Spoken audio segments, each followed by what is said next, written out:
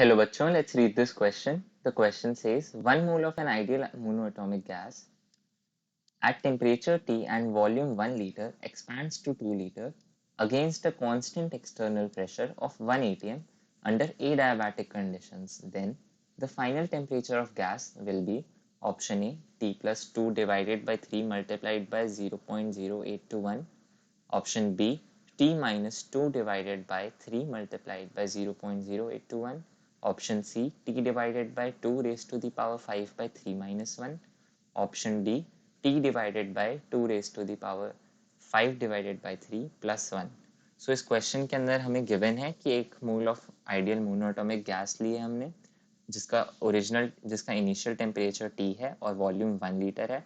वो gas expand करती है against an constant external pressure under adiabatic conditions और हमसे पूछा गया है फाइनल टेम्परेचर ऑफ गैस क्या होगा. सो इस क्वेश्चन को सॉल्व करने के लिए हम डिस्कस करेंगे की कॉन्सेप्ट. की कॉन्सेप्ट के अंदर सबसे पहला पॉइंट कि जो गिवन प्रोसेस है वो हमारा एडियाबैटिक प्रोसेस है. एडियाबैटिक प्रोसेस, तो एडियाबैटिक प्रोसेस होने की वजह से यहाँ पे जो हीट चेंज होगा उसकी वैल्यू 0 हो जाएगी. और सेकेंड बात जो होगी, एडियाबैटिक प्रोसेस के लिए जो हमारे पास फॉर्मूला होता है वो होता है पीवी की power gamma is equal to constant, where gamma is equal to Cp divided by Cv, where Cp and Cv are molar heat capacities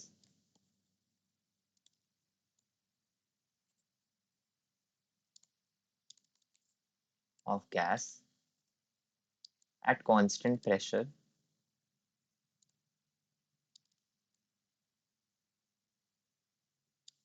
and temperature. And third key concept is हमारी ideal gas equation, जिसके according PV is equal to nRT. Next step के अंदर अब हम यहाँ पे gamma की value सबसे पहले फाइंड आउट करेंगे और हमें गिवन है क्वेश्चन के अंदर आइडियल मोनोएटॉमिक गैस.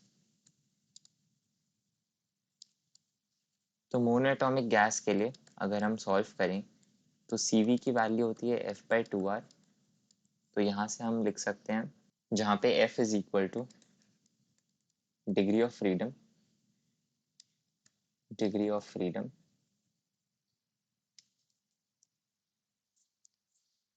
तो डिग्री ऑफ फ्रीडम की वैल्यू फॉर मोनोएटॉमिक गैस होती है 3. तो यहाँ पे हमने सब्सटीट्यूट कर दिया 3, तो 3/2R की वैल्यू आ गई Cv की. सिमिलरली नेक्स्ट स्टेप के अंदर हम Cp की वैल्यू निकालेंगे. तो Cp minus Cv is equal to R हमारा फॉर्मूला होता है. तो हम लिख सकते हैं Cp is equal to Cv plus R.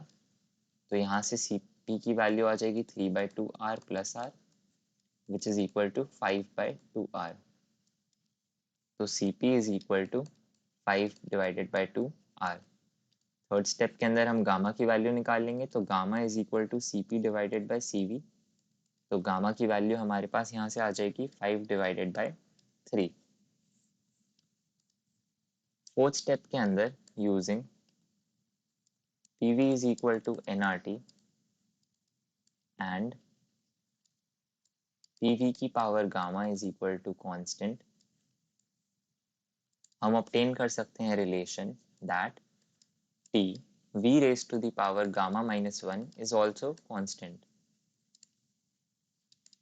Therefore, T1 V1 raised to the power gamma minus 1 is equal to T2 V2 raised to the power gamma minus 1.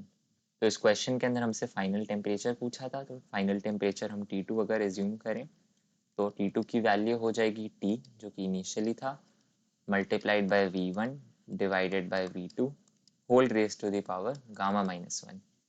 Gamma की value substitute करेंगे और V1 V2 की value भी substitute करेंगे. तो temperature तो T as it is लिखा जाएगा. V1 इनिशियली 1 लीटर था और V2 हमारे पास 2 लीटर था एक्सपैंड करने के बाद. गामा की वैल्यू यहाँ पे 5/3 हो जाएगी और यहाँ पे हमने इसमें -1 कर दिया.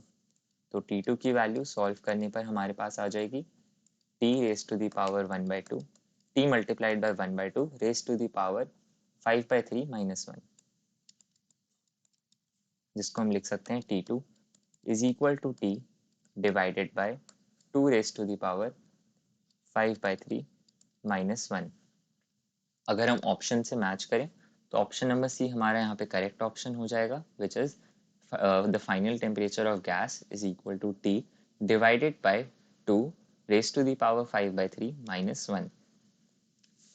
So the final answer is the final answer is so the final answer is final temperature